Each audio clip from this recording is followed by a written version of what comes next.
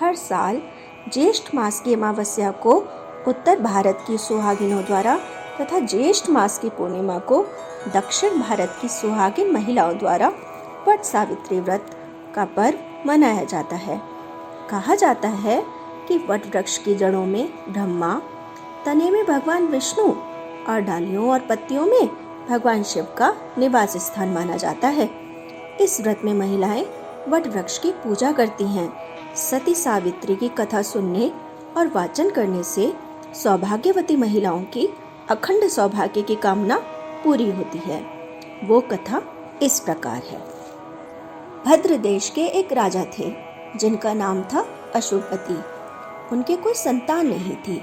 उन्होंने संतान की प्राप्ति के लिए मंत्रोच्चारण के साथ प्रतिदिन 1,00,000 आहुतियां दी। 18 वर्षों तक यह क्रम चलता रहा। इसके बाद सावित्री देवी ने प्रकट होकर वरदान दिया कि राजन, तुझे एक तेजस्वी कन्या पैदा होगी। सावित्री देवी की कृपा से जन्म लेने के कारण कन्या का नाम सावित्री रखा गया। कन्या बड़ी होकर बेहद रूपवान हुई। योग्य वर न मिलने की वजह से सावित्री के पिता दुखी थे। उन्होंने कन्या को स्वयंवर तलाशने भेजा। सावित्री तपोवन में भटकने लगी। वहां साल्व देश के राजा द्युमत्सेन रहते थे, क्योंकि उनका राज्य किसी ने छीन लिया था। उनके पुत्र सत्यवान को देखकर सावित्री ने पति के रूप में उनका वरण किया। ऋषिराज नारद जी को जब यह बात पता चली तो वे राजा अशुभपति के पास पहुंचे और कहा कि राजन, सत्यवान गुणवान है, धर्मात्मा है, बलवान है, पर उसकी आयु बहुत छोटी है। 1 वर्ष के बाद ही उसकी मृत्यु हो जाएगी। नारद जी की बात सुनकर अशुभपति घोर चिंता में डूब गए। सावित्री ने जब कारण पूछा तो राजा ने कहा कि पुत्री, तुमने जिस राजकुमार को अपने वर के रूप में चुना है वह अल्पायु है। इस पर सावित्री ने कहा, पिताजी, आर्य कन्याएं अपने पति का एक ही बार वरण करती हैं। राजा एक बार ही आज्ञा देता है और पंडित एक बार ही प्रतिज्ञा करते हैं और कन्यादान भी एक ही बार किया जाता है।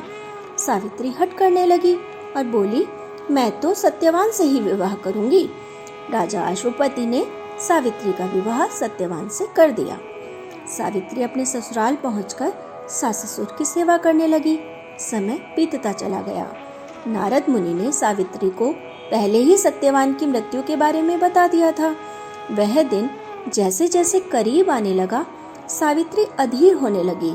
उन्होंने 3 दिन पहले से ही उपवास शुरू कर दिया। नारद मुनि द्वारा कथित निश्चित तिथि पर पितरों का पूजन किया। हर दिन की तरह सत्यवान उस दिन भी लकड़ियां काटने जंगल चले गए। साथ में सावित्री भी गई। जंगल में पहुंचकर सत्यवान लकड़ी काटने के लिए एक पेड़ पर चढ़े। तभी उनके सिर में तेज दर्द होने लगा। दर्द से व्याकुल सत्यवान पेड़ से नीचे उतर आए। सावित्री अपना भविष्य समझ गई थी। सत्यवान के सिर को गोद में रखकर सावित्री सत्यवान का सिर सहलाने लगी। तभी वहां यमराज आते दिखाई दिए। यमराज अपने साथ सत्यवान को ले जाने लगे तो सावित्री भी उनके पीछे पीछे चल पड़ी। यमराज ने सावित्री को समझाने की कोशिश की कि यही विधि का विधान है, लेकिन सावित्री नहीं मानी। सावित्री की निष्ठा और पति परायणता को देखकर यमराज ने सावित्री से कहा कि हे देवी, तुम धन्य हो, मुझसे कोई भी वरदान मांग लो। सावित्री ने कहा कि मेरे सास ससुर वनवासी और अंधे हैं, उन्हें आप दिव्य ज्योति प्रदान करें। यमराज ने कहा, ऐसा ही होगा, जाओ अब लौट जाओ। लेकिन सावित्री अपने पति सत्यवान के पीछे पीछे चलती रही। यमराज ने कहा, देवी, तुम वापस जाओ। सावित्री ने कहा, मुझे अपने पतिदेव के पीछे चलने में कोई परेशानी नहीं है।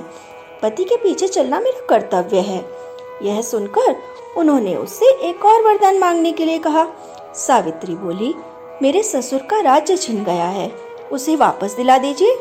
यमराज ने सावित्री को यह वरदान भी दे दिया और लौट जाने को कहा, लेकिन सावित्री अब भी पीछे पीछे चलती रही। यमराज ने सावित्री को तीसरा वरदान मांगने को कहा। इस पर सावित्री ने 100 संतानों और सौभाग्य का वरदान मांगा। यमराज ने इसका वरदान भी सावित्री को दे दिया। सावित्री ने यमराज से कहा कि प्रभु, मैं एक पतिव्रता पत्नी हूँ और आपने मुझे पुत्रवती होने का आशीर्वाद दिया है। यह सुनकर यमराज को सत्यवान के प्राण छोड़ने पड़े। यमराज अंतर्ध्यान हो गए और सावित्री उसी वट वृक्ष के पास आ गईं, जहां उनके पति का मृत शरीर पड़ा था। सत्यवान जीवंत हो गए और दोनों खुशी खुशी अपने राज्य की ओर चल पड़े। दोनों जब घर पहुंचे तो देखा कि माता पिता को दिव्य ज्योति प्राप्त हो गई है। इस प्रकार सावित्री सत्यवान चिरकाल तक राज्य सुख भोगते रहे। वट सावित्री व्रत करने और इस कथा को सुनने से उपवासक के वैवाहिक जीवन या जीवन साथी की आयु पर अगर किसी प्रकार का कोई संकट आया भी हो तो वो टल जाता है। तो दोस्तों, ये थी आज की कहानी। अगर आपको ये वीडियो अच्छी लगी हो तो इसे लाइक करें, शेयर करें और मेरे चैनल मनमोहक कहानियाँ को सब्सक्राइब करना ना भूलें। तो मिलती हूँ फिर एक नई कहानी के साथ। Till then, bye.